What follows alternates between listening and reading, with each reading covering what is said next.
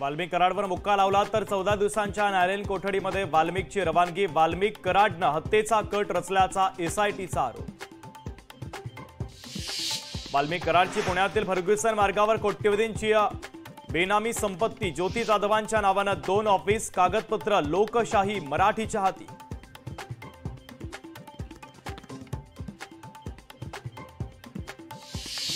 परळीमध्ये कराड समर्थकांचं सकाळपासून आंदोलन। वाल्मिक कराड समर्थकांच्या वतीनं परळी बंदची हाक, तर कराडवर मुक्का लागल्यानंतर समर्थक आक्रमक।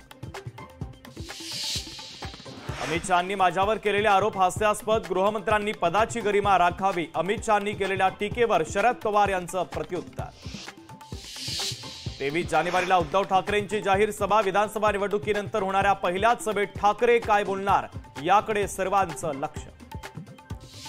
उद्धव ठाकरेंना बाळासाहेब ठाकरे स्मारकाच्या अध्यक्षपदावरून हटवा। रामदास कदम यांची मुख्यमंत्री फडणवीस यांच्याकडे मागणी।